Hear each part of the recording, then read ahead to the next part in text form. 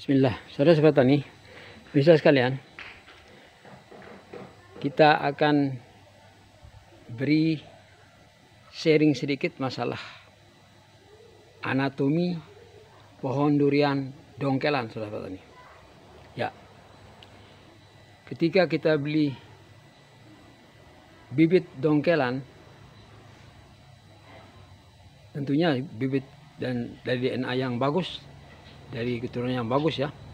Nah, ini kita melihat seperti inilah. Ini bonggolnya namanya. Ini bonggol durian ini, panjangnya, tingginya 45 cm. 45 cm. Nah, ini yang ke samping ini yang dalam panjang 45 cm ini namanya akar lateral ini.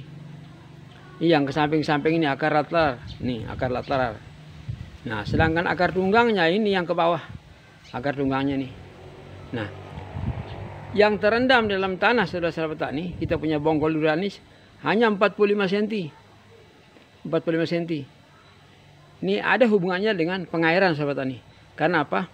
Karena 45 cm tinggi daripada bonggol durian dongkelan kita ini harus kena dengan air selama kita dalam penyiraman.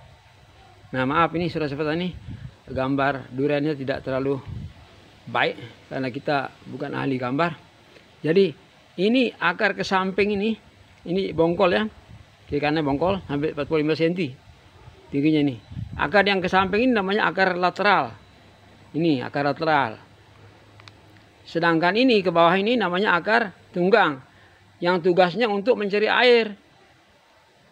Nah, kalau akar lateral ini yang tingginya dalamnya hanya 45 cm dari permukaan tanah ini yang tertanam dalam tanah, ini tidak boleh terendam saudara-saudara petani. Apalagi lebih dari 1 hari tidak boleh terendam. Sedangkan akar tunggang ini memang tugasnya untuk mencari air, tidak apa-apa kena air. Walaupun sepanjang tahun tidak apa-apa karena tugasnya mencari air. Akar tunggang ini. Nah, yang akar lateral inilah yang perlu kita jaga, yang dalamnya hanya 45 cm ini. Ini tidak boleh tergenang. Tetapi juga harus dapat asupan air setiap hari kalau musim kemarau. Yang 45 cm ini. Nah, sudah kita mengenal saudara-saudara tani, begini bentuk bonggol daripada durian dongkelan, akar lateral ke samping, ya, memudahkan akar tunggang untuk mencari air, tidak masalah. Ini yang terendam akar tunggang ini karena tugasnya mencari air. Sedangkan akar lateral ini hindari dari ketergenangan lebih dari 1 hari karena bisa menyebabkan busuk akar. Tetapi kita perlu mengadakan penyiraman setiap hari dalam musim kemarau sahabat kami. Caranya, sebelum kita menanam, medianya kita harus poros. Jadi setiap kita ada penyiraman, airnya terus bisa diserap langsung ke bawah.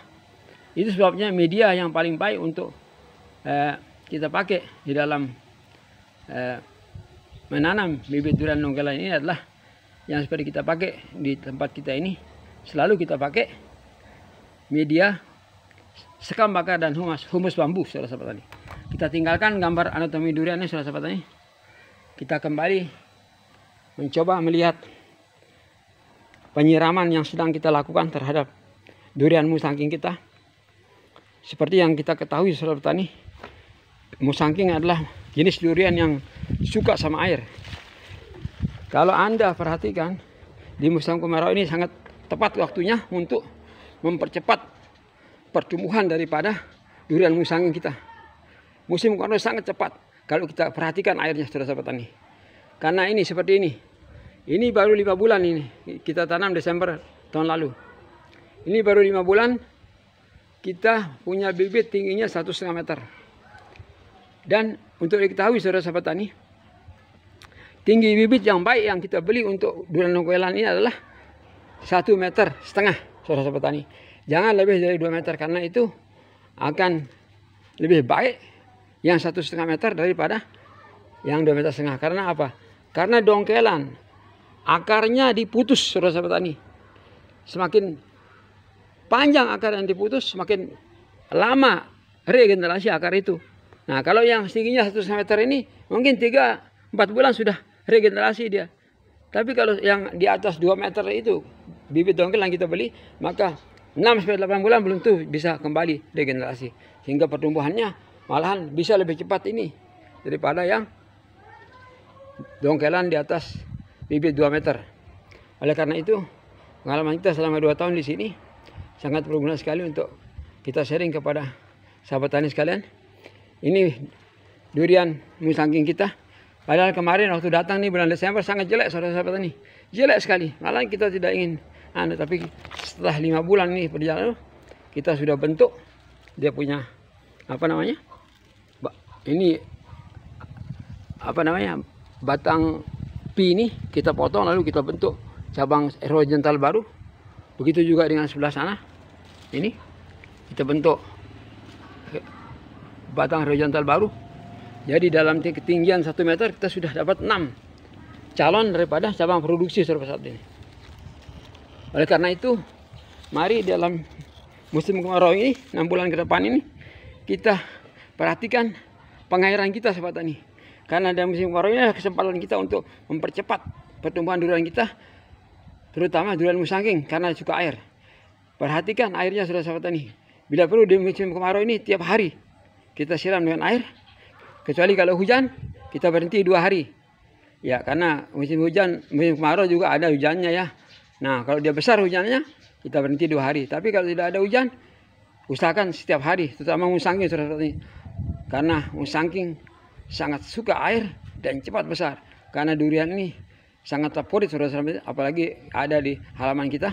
Oleh karena itu, ada cara kita untuk mengetahui apakah bonggol durian kita yang kedalamannya 45 cm itu sudah kena air. Nah, kita menggunakan tadi media yang poros, yaitu sekam bakar dan humus bambu. Kita pakai di kanopi kita untuk pertama menanam ini supaya menjadi poros.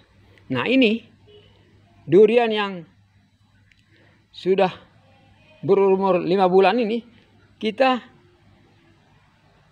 siram dengan air 100 liter per hari.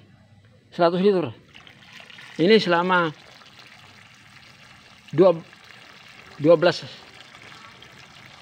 liter per menitnya, maka membutuhkan waktu 6 menit untuk bisa mencapai 100 liter. Sahabat tani, untuk menguji bagaimana 45 cm kedalaman yang harus kena dengan pengairan ini, kita harus pakai ini sahabat tani. Ini panjang kayu kita ini 70 cm, makanya kita harus tusuk ke dalam untuk mengetahui apakah sudah mengena 45 cm bonggol kita itu. Sehingga baru kita semuanya terserap air kita. Nah, coba kita lihat sahabat tani. Ini ada batasnya kena ini. Nah, ini satu jengkal saya ini 21 cm.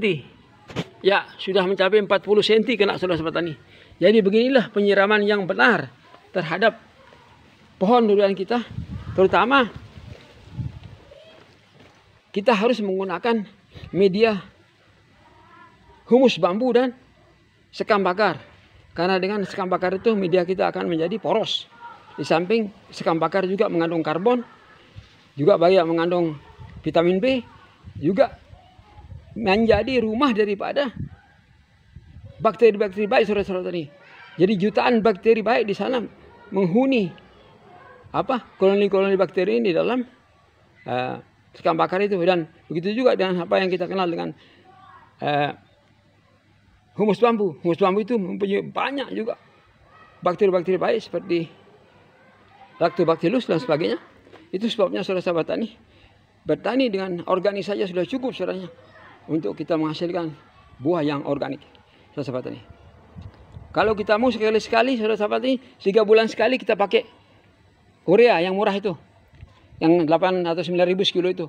Ini kita taruhkan 50 gram saja. Kita di luar kanopi ini kita taruhkan sekali 3 bulan. Pakai ini juga kita pakai 3 bulan sekali untuk pakai urea saudara petani.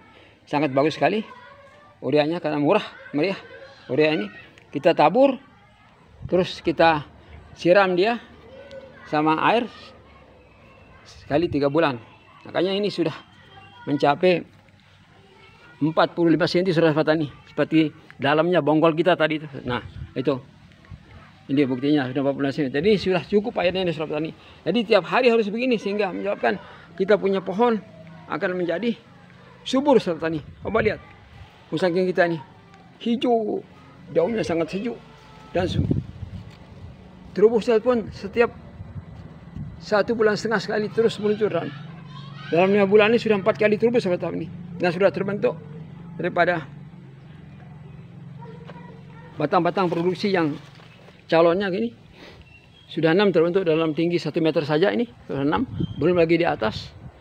Yang 6 ini gini akan kita perhatikan untuk kita besarkan ke depannya. Untuk menjadi calon batang-batang produksi di masa depan. Alangkah bangganya kita punya musangking saudara petani. Yang sudah terbentuk, 5 bulan sudah terbentuk batang produksinya. Dan ingat, pengairan saudara petani sangat perlu sekali. Musangking ini sangat suka air. Musim kemarau ini kesempatan kita untuk mempercepat pertumbuhan batang, daun maupun akar saudara petani. Oleh sebab itu informasi ini sangat perlu kita sharing ke saudara petani karena pengalaman kita selama 2 tahun di tempat ini. Kira-kira demikianlah dulu info yang dapat kami sampaikan saudara petani. Semoga bermanfaat bagi yang terinspirasi. Tolong like and subscribe serta share. Wassalamualaikum warahmatullahi wabarakatuh.